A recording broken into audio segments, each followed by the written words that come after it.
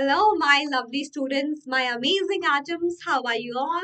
This is Anubha, your chemistry master teacher at Vedantu, your element in front of you. Hope you all are very happy and excited because VIP series is going awesome. VIP series is a series that we had started for all the CBSE 9th as well as 10th students so that we can help you all out with the most important questions. So I hope you're following it properly. I hope you are already sharing it to your friends because they should get to know about the series and can follow it equally so that they can do better as well. Students, we are already done with the chapter Is Matter Round Us Pure and Atoms and Molecules. I hope you're following all the sessions and we are starting right now Structure of Atom and this is session number 1. So probably I'm going to tell you some 10 11 questions which are important. Then there'll be one more sessions, some important questions. So just do with me, okay? Just take a notebook and pen and try to solve it out and make sure that your revision is going awesome. Yes? So, shall we start? The topics that we're going to cover today is subatomic particles. This is very first thing is there in this chapter that told us that whatever Thomson told us was completely wrong. Whatever Dalton told us was completely wrong. Dalton was the one who told us that according to Dalton's atomic theory, atom is indivisible. But no, we got to know in this chapter that atoms is divisible and can be having some subatomic particle that is electron, protons and neutrons. I'm writing it with their symbol and their charge present on it. And then some atomic models, we're going to discuss it in detail because that's important. Thompson's plum pudding model, Thompson's watermelon model. If I would be at my home and taking sessions from my home, I could have shown you the pillow that I'm having. That's a best representation of J.J. Thompson's atomic model. Okay. Then we have Rutherford model and Bohrs models, the most important one. So are you all ready? I thought this time I should give you some motivation, and for the same, I have uploaded a very beautiful quote that I do believe in, and I really want my students to believe in the same. Think positive, be positive. Okay, be positive. I'm not talking about anyone's blood group, hey, who is having B positive blood group. Not at all. I really want all of my students to not worry about anything because worrying will not give you anything. If you're having any stress, tension, just leave it and just think positive and definitely positive thing will happen. You will definitely going to attract the positive energy and that will definitely add good things in life. So just believe in the same. Do let me know in the comment section. Yeah, ma'am, we will stay positive. I know there are times we can't do the same and you're like, oh, what is this? We can't do that. But just, stay calm and try to remember this thing and just tell this to yourself, seeing yourself in mirror, and this will definitely help you. Yeah, students? Okay, very well, very well. So let's start with the very first question. We are going to do variety of questions with MCQs, multiple choice question, some 1 to 2 marks question and some long questions as well. So please stay till the end. Do not miss even a single question because this is important for your revision. The very first question is the first model of an atom was given by easiest question. The first model of an atom was given by, I told you the model, that's definitely J.J. Thomson. J.J. Thomson gave us that plum pudding model. I can really say that he must be liking food so much because he gave all the names on the basis of some of the other food items. Plum pudding model, plum pudding model, then Christmas pudding model, yeah, watermelon model. So we can get that. And what did he say? He said that atom is a sphere of positive charge, just like watermelon. You see the red part in the entire watermelon when you cut it into half. The entire positive charge is spreaded just like the red part in the watermelon, and negatively charged electrons are just embedded just like seeds in the watermelon, like embedded. Okay, this is what the model given by J.J. Thomson. So this is the right answer. You get it, students? Awesome. Let's do question number 2. And the statement is which of the following statements about Rutherford's model of an atom are correct? Like what did Rutherford say? Okay. Number 1, consider the nucleus was positively charged. He's the one who gave you alpha ray scattering experiment, also called as gold foil experiment. So number one, considered the nucleus was positively charged, established that the alpha particles are 4 times as heavy as hydrogen atom, can be compared to solar system, was in agreement with Thompson's model. Come on, students, I'm waiting for your answer. Quickly tell me, what did this Rutherford say? Yeah, in his model. Did he tell you about alpha particles charge? Not at all. That was already known at that moment of time. So what did he tell? Nucleus was positively charged. Yeah, that was one of the result of the observation, that whenever my alpha particle was passing straight, some of the alpha particle are deflecting with some angle, and the reason is because my nucleus, the entire positive charge is there at the center, and whenever alpha particle having the positive charge, plus 2 charge is going, opposite charge repels, so they are showing deflection. So definitely he said this. He didn't tell about the alpha particles charge or mass because that was known. Can be compared to solar system, definitely, because it's like whole of the positive charge is there in the center, and electrons are revolving around the nucleus just like earth rotates around the sun. Okay, it rotates around the nucleus in the similar way like our solar system. So that's what also can be comparable. Was in agreement with Thompson's model? Not at all. He's the one who told us whatever Thompson told us, that is not at all true. Atom cannot be a sphere of positive charge, uh, rather than the entire charge of the atom is there at the center of atom, because that's how most of the alpha particle were passing straight out of it. So first and third only makes sense, and that's there in which option? Tell me, A, B, C, D. Now you know it. It's option number A. Okay, got it? Let's move to next question. Next question is something that I have already told you somehow.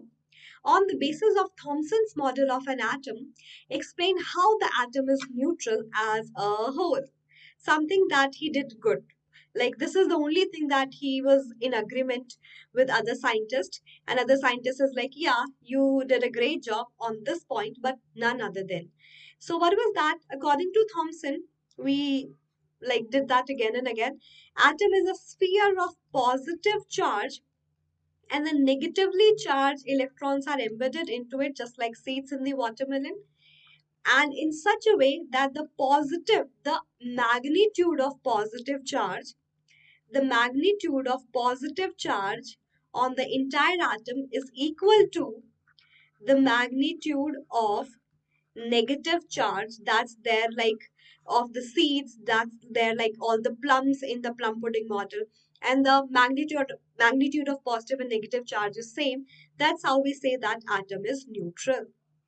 Entire positive charge, negative charge is same. That's what he told, and on this point he was right. Yeah, more of like only one advantage of his model. Absolutely correct. Awesome. Did you get it? Do let me know in the comment section as well. Let's move to next question. This question is equally easy. What do you say? How are canal rays different from electrons in terms of charge and mass? Canal rays are exactly what? Come on, tell me quickly. Canal rays are the other name of, yes, other name of my anode rays. Also my protons. Okay, canal rays, because these anode rays are moving like a canal. That's what we call it, and also call it protons. And E. Goldstein is the one who discovered it. And how you can compare these anode rays, protons, from electrons in terms of charge and mass? That's very easy. If I say charge, if my canal ray, if my anode ray is having positive charge, my electron is something that's having a negative charge, but equal amount of positive and negative, please make sure. If suppose I'm telling this as plus 1, this will be minus 1. That's a relative charge, plus 1 and minus 1. In terms of mass, my proton, my canal ray, my anode ray is comparatively very much heavier as compared to electron. Electron's mass is like that much small that we consider it negligible. And my proton's mass is 2000 times heavier than the mass of my electron. 2000 times heavier than the mass of my electron, me mass of electron. We consider generally the mass of proton as 1 one unified mass. So the mass of electron is 1 upon 2000 times of this u. Very, very small. You get it? You get this point? You can compare these two. Yes or no? Quickly tell me. Are you able to understand this? Awesome. Awesome. I think Thompson's model is the one that is favorite of the entire class, I can say. So that's what the question is. Write the two postulates of Thompson's model of an atom. This is very easy, something I already told you. So waiting for your response, like, ma'am, we are not so fast while writing the answer. I get it, I get it. So what will be the two postulates? Thomson's atomic model, plum pudding model, my Christmas pudding model, my watermelon model. Same, that he considered the atom as a sphere of positive charge, which is my proton, and negatively charged electrons are embedded into the same. First point. Second point, the magnitude of the entire positive charge is equal to the magnitude of negative charge, which is there in the form of embedded into the same. So that's what, and then he said, in that way, the electrical neutrality of the atom is maintained. These are the 2 points he said, and that is absolutely true, makes sense. Okay, not absolutely true. First was not so right. Okay, and Thomson's model was rejected by Rutherford by giving the alpha ray scattering experiment. Atom cannot be a sphere of positive charge, otherwise, no alpha ray could pass straight out of it. Plus two charge alpha ray particle are coming. If atom is a sphere of positive charge, positive positive would have repelled and no particle could have passed straight out of it. Though we see 90% particles are passing straight out of it. Can it make sense? Not at all. Yeah. So before moving ahead, all the new students, why not telling you guys about this wonderful platform called as Vedantu, which is going to be very amazing journey for you. All you have to do is to listen to me for a few minutes and you'll understand what do we do in this platform that can help you to score very good marks, and you'll be able to attend unlimited live quizzes and live class as well. In every class there'll be no just teaching and you're just listening. There will be a plenty of quizzes with each and every topic so that we get the data that whether you get the topic or not and can revise you guys accordingly and can repeat accordingly. There will be a team of class teachers to solve your doubts also. You will be able to compete with students throughout the world. And in a very healthy environment, you will be able to learn so many amazing things.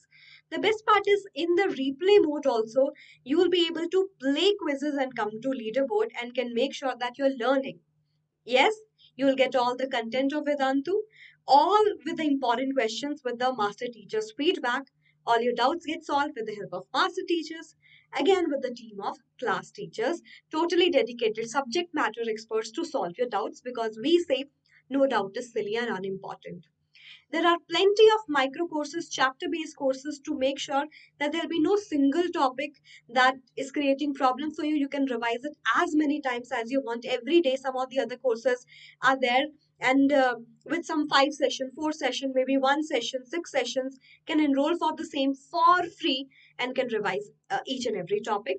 The best part is so many crash courses are starting every day, every week to make sure that this time you'll utilize better and revise everything properly. Crash courses are for quick revision and can come and do that because we have two model. One is for 1 month so that you can come, see and attend important chapters and all, can have quick revision classes, and we can make sure by giving you a subscription till your exam like March April, so that you can revise each and every topic in that tenure also. All you have to do is to, there's a link in the description box pinned by Vedantu 19 channel, the very first message of Vedantu 19 channel. You have to open it and there is a link for pro classes. Okay, you have to click it, select CBSE 9th as your target, and then apply this code AGE Pro. AG ma'am, E English channel, Pro is the course. AGE Pro will give you discount from 25% to 40%, and you just have to pay 2159 for a month if you'll apply AGE Pro code. And till March, for almost 2-3 months, you just have to pay 7200. And you can have a session in as low as 11 to 12 rupees, lesser than your chocolate or any snacks packet. So you can invest it because that will help you to score better and to boost your score and to boost your personality and giving you confidence. So give it a chance. I would love to see you all in my classes because I am taking some of the very important courses as well. You can enroll for the same. All right. Shall we move to next question? Definitely. Hope you are already doing that you're liking the video, you are sharing it among your friends, and definitely subscribing to the channel if you're new. Because if you do so, You'll not miss any videos nowadays. I'm trying my level best to come live as much as possible and can interact with you guys as well. So don't miss it. Okay. Next question is, list the observation and alpha particle scattering experiment which led Rutherford to make the following conclusions. And the very first conclusion is most of the space in an atom is empty. What postulate or what observation he made that conclude this point? So suppose this is the gold foil that he had taken. Why gold? Because gold is most malleable metal. You can make very thin sheet out of it, like up to 1,000 atom, and heavy as well, so that when heavy particle like alpha particle having 4 unit mass will fall over it, it should not deflect. Okay, that's why we chose gold foil. Alpha particle is what? Helium particle plus 2 charge, no electron, all the 2 electron has been lost. So plus 2 charge due to 2 proton. It's more of like helium nucleus only, having plus 2 charge due to 2 proton, and 4 unit mass due to 2 proton and 2 neutron, 4 unit mass. So plus 2 charge and having a mass of 4 unit, these particles are falling over the alpha particle. We are measuring that whether they are passing, whether they are deflecting on a zinc sulfide screen, and that's connected to the monitor, because every time when particles strike, it shows a glow, a scintillation. So the observation that most of the part is empty, how? Because most of the alpha particle were passing straight out of it and going in the right direction, straight direction. That gives us this thing that most of the space inside the atom is empty. Now, after all, whole mass of an atom is concentrated as its center. How that was possible, students? Whole of the mass is centered because when alpha particle having 4 unit mass, heavy particle are coming towards it. Some particles, like 1 out of 12,000, is deflecting to its path. Only possible. Suppose there is a wall and you throw a ball over it, it will come back to your direction, right? In the same way, the entire mass of the atom is centered at the center, because when a heavy particle like alpha striking over it, head to head collision is possible, it will repel and coming back to its original path. That gives this information that most of the entire mass is there in the center, and that's why the particles are coming. Only 1 out of 12,000, because most of the space is empty. The next center is positively charged, very much clear, because alpha particle is coming with plus 2 charge, and when these plus 2 charge particles are passing towards it, it shows deflection because opposite charge repel. So center that's having entire mass is having entire positive charge, because positive repel, same charge repel each other. So when alpha particle is coming, they show repulsion, they show deflection, and that's how this has been proved. So this model is a very great one and gave us so many points to understand that how an atom can look like. So I hope this is everything like sorted and clear in your mind. Awesome. So let's move ahead. Again, the question is, what are the limitation of Rutherford's model of atom? I taught you the Rutherford model. That's one, the gold foil experiment and alpha ray scattering experiment. He got the Nobel Prize for the discovery of that nucleus, but still there were some limitations, and that can come to like 2 to 3 marks. Generally 2 marks. What are the limitations? First of all, he could not explain the stability of atom properly, because he just said that electron is moving around the nucleus just like earth rotates around the nucleus. I mean, earth rotates around the sun. Okay, but the main thing is, when any charged particle rotates around another charged particle, which is like at the center and bottom, or in short, whenever any charged particle rotates, accelerate, changing its speed continuously, whenever any charged particle rotates, it radiates energy. It radiates energy. It will lose energy. So with the loss of energy, wherever the electron is, it's continuously losing its energy while rotating. So its path starts becoming spiral, spiral, and spiral, and coming close to nucleus.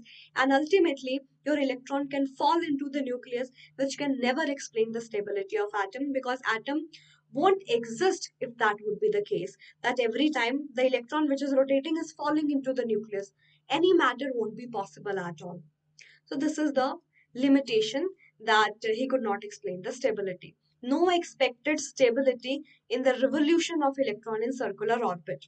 When electron is rotating, they rotates in an orbit, but it is radiating energy, and while doing so, it comes close to nucleus and finally fall to it. Yeah. Clear? Super duper clear? Okay, this is again easy. How come? The question is, come on, do it with me. Draw a sketch of Bohr's model of an atom with three shells. Bohr was such a smart scientist with J.B. Bury. He gave you so many important informations. So this should not be a miss. So come on, this is easy, ma'am. What are we going to do? Nucleus. We are going to draw three shells first, second, and third. I'm not so good in drawing. I hope it's like manageable. So Bohr model of atom with three shells, done, done, done. And it would be better if you know about the number of electrons also. That very first shell contained two electrons because we have to follow 2n square rule, and where n is the number of orbit. Which orbit? And that orbit, there'll be maximum number of electrons that can accommodate that orbit. Otherwise, they'll repel each other. So maximum number of electrons that can come to that orbit without repelling each other and being stabilized. So first shell, 1 square, 2 electron. Second, 2 square is 4, 4 into 2, 8. Second, 8, 1, 2, 3, 4, 5, 6, 7, 8. Third is having a capacity of 18, but you can simply show 8 electron also, or you can say that K shell, L shell, M shell. First shell is called K shell, second L, third M. 2, 8, 18. That's the possibility that can be there in the three shells. So there's no need to write 18 electron at all. You can show that either 2, 8, 18 or like in that way. Okay, because simply if you write in this way, that will also work. K, L, M shell, first, second, third shell. Yes? Awesome, awesome, very easy. Limitation of J.J. Thompson's model of atom, I already told you, yes or no. J.J. Thompson is the one, that food lover. Plum pudding model, watermelon model. What were the limitations? Again, if you talk about the limitations, his theory was disapproved by most of the scientists because he is the one who said that atom contains positive charge entirely on the atom and negative charges are emitted. If that would be the case, Rutherford model, Bohr model would never be the right one, because due to Rutherford model, we proved it that most of the part inside the atom is empty. If it would be empty, then only these alpha particle can pass straight out of it, because these positive charge entire atom is not repelling it. And that's only possible when most of the space inside the atom is empty. That means J.J. Thomson, whatever said that atom is a sphere of positive charge, is entirely wrong. Okay, that's what is written also. It's like that question can came to 2 marks. Now you know, I think I've told you so many times, and that should be here. Now you, like, whenever teacher asks, you just say this to them. This answer is here, ma'am. What can I tell you? This is here. Okay. Let's have this question. This is something that's the most important model that you should know. All are important. Bohr is the one that is most important because that's one the revolutionary model is, and gave so much clarity about the atom structure. Describe Bohr's model of an atom. Let's understand all of it by point wise, because that will help you when you write in that way. Teacher will be impressed that you are doing it in such a systematic manner. So Bohr model of an atom tells so many things. The very first one is atom has a nucleus. He agreed with Rutherford on most of the points, but he had to correct that point that is not explaining the stability of atom. Some points were same, some had to be changed. Atom has a nucleus in center, definitely, and then electron revolve around the nucleus. And while electron revolve around the nucleus, that revolve in some circular path called as orbit, having a fixed amount of energy. So while revolve in discrete orbit is the one that's having some fixed amount of energy, and the energy cannot be changed. So now every orbit is having some fixed amount of energy. Orbit is represented and also called as shell, energy levels, first, second, third, also called as K shell, L shell, M shell, and so on. Okay? And discrete orbit because they are of some fixed amount of energy. And while electron rotate in a fixed amount of energy orbit, they won't radiate energy, they can't lose energy. It kept on rotating in the same orbit. Okay? So energy same, energy levels, K element. And as I said, it can't lose its energy at all. If it can't lose its energy, it kept on rotating in the same orbit and defining the stability of atom. All right. But yeah, that's also possible that if some source from outside is coming and giving energy to my atom, it absorbs the energy. Suppose the electron is there in the first orbit, it get the energy. Now it is getting instability. That what do I do with this energy? This energy is matching to another orbit. So then it can move to the next orbit. But that's like a guest to that orbit that can't be stable to that orbit because that doesn't belong from the same. So it will be like I am losing that extra energy that I am getting from you, and I'll be back to my original state. That time it can radiate energy and can come back to its original state. So please understand, that is something that you see also in your day to day life. That's not something difficult to understand. If you take water, water is also made up of atoms, right? Atoms and molecules. When you heat the water, what you're doing, you're giving energy to it, and you see that these particles starts vibrating at its position. Okay, so what happened at that time? They move energy and they are moving to higher orbit energy. And if you switch off the gas, what will happen after some time? That comes to original state because that gave its energy back to the environment surrounding. That's obvious. That's what happens. And atoms are stable only. So you got this point also, students? Done, done, done? All right. Let's do this question also. True and false. Quite important and easy also, like statement based. So please give me answer. Comment section is yours. Okay. J.J. Thomson proposed, true or false? J.J. Thomson proposed that nucleus of an atom contain only nucleons. J.J. Thomson, plum pudding model. At that time, neutrons were not at all discovered. Yes or no? Yeah? Nucleons, exactly what? Nucleons, whatever is there in the nucleus. And there were no concept of nucleus at that time. Whatever is there in the nucleus, that is nucleon, that was neutron and proton. Later on, we got to know that. So, Thomson saw that is a false statement. Yes, everyone? Okay, B part. A neutron is formed by an electron and proton combined together. Therefore, it's neutral. Oh my god, that's not true at all. Neutron is something that's carrying no charge at all, but definitely carrying some mass that is equal to proton. And that's not the case. That's how the neutron is made. They have its individual identity.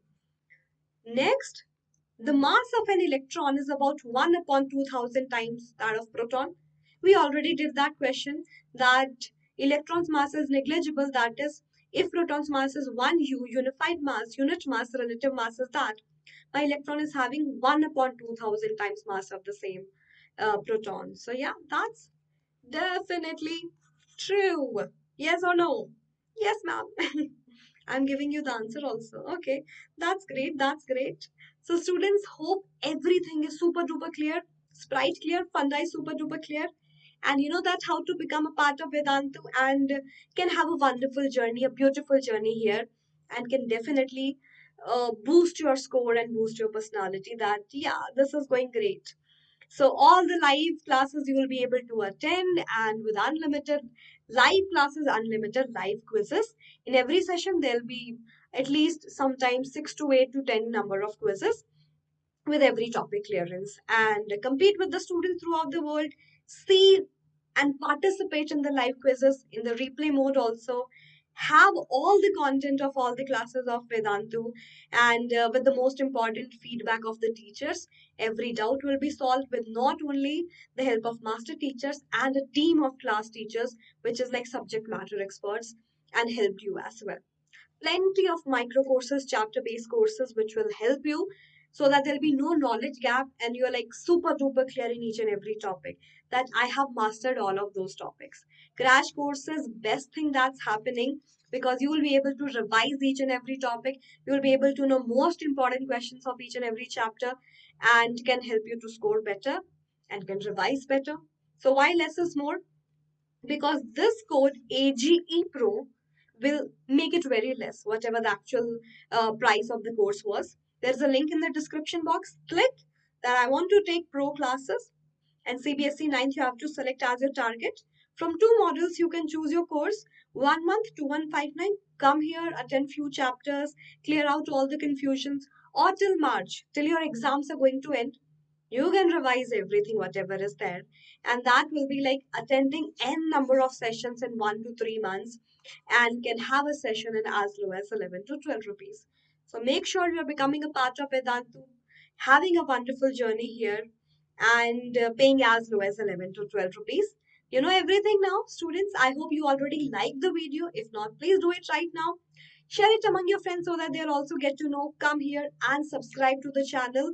They can also subscribe so that you won't miss any video. So happy that you stayed till the last. And thank you so much for being a part of this platform. Stay tuned every time and do not miss any session. Reach out to me on my email ID. I'll come next time. Until then, stay happy, stay blessed. Ta-da!